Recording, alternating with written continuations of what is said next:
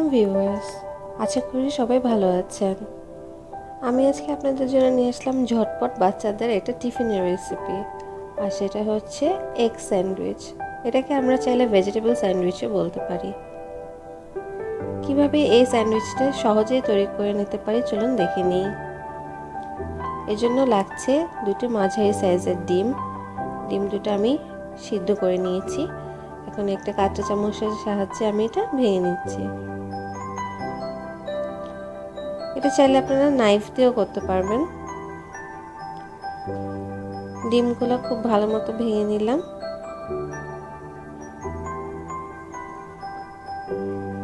এখন আমি অ্যাড করছি এখানে শসাটা ছোট ছোট করে কিউব করে কেটে নিয়েছি।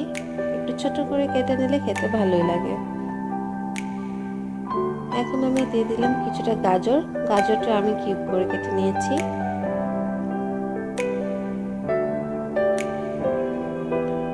এখন দিয়ে দিচ্ছি আমি বাড়িতে তৈরি মেয়োনেজ। এই মেয়োনেজটা আমি বাড়িতেই তৈরি করেছি, আর এটার লিংক ডেসক্রিপশন বক্সে দেওয়া আছে, চাইলে আপনারা দেখে নিতে পারবেন। মেয়োনেজ দিয়ে দিলাম 4 চা চামচ। আর ডিমের গন্ধটা যাওয়ার জন্য আমি ব্যবহার করছি একটু লেবু।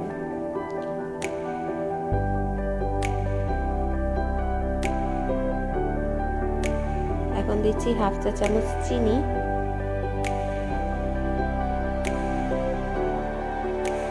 1/4 চা চামচ গোলমরিচের গুঁড়াটা চেষ্টা করবেন ফ্রেশ ইউজ করতে, তাহলে স্মেলটা ভালো আসবে। আর দিলাম 1/4 চা চামচ লবণ। সবকিছু দেওয়া হয়ে গেলে এখন আমি মিশ্রণটা মাখিয়ে নিচ্ছি।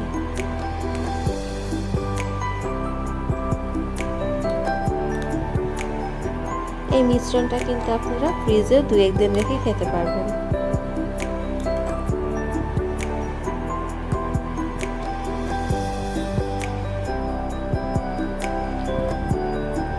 সবকিছু ভালো মতো আমার মাখানো হয়ে গিয়েছে।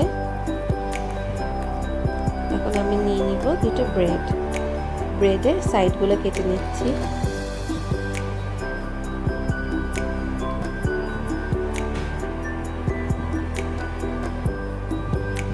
এই সাইডগুলো ফেলে না দিয়ে আপনারা পরবর্তীতে চাইলে ব্রেড ক্রাম্ব হিসাবে ব্যবহার করতে পারবেন।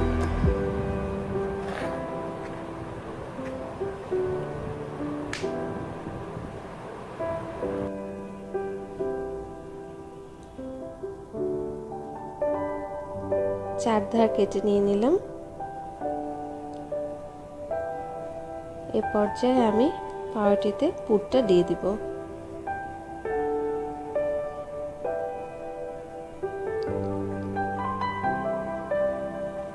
একটু বেশি করে দিয়ে দিব, তাহলে খেতে একটু ভালো লাগবে।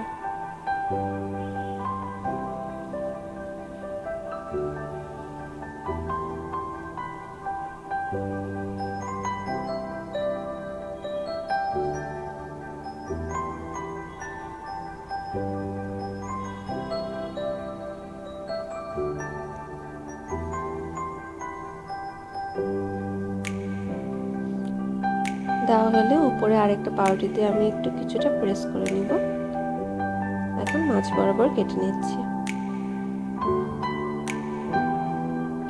দেখলেন তো কত সহজে রেস্টুরেন্টের স্টাইলে স্যান্ডউইচটা তৈরি হয়ে গেল। এটার স্বাদ কিন্তু অসাধারণ। বাচ্চাদের টিফিনে দিলে তারা এটা খুবই পছন্দ করবে, আর বিকালে স্ন্যাক্স হিসাবেও আমরা এটা খেতে পারি। আশা করি এই সহজ রেসিপিটি আপনাদের ভালো লেগেছে। তাহলে আমার চ্যানেলটি প্লিজ সাবস্ক্রাইব করবেন। ধন্যবাদ।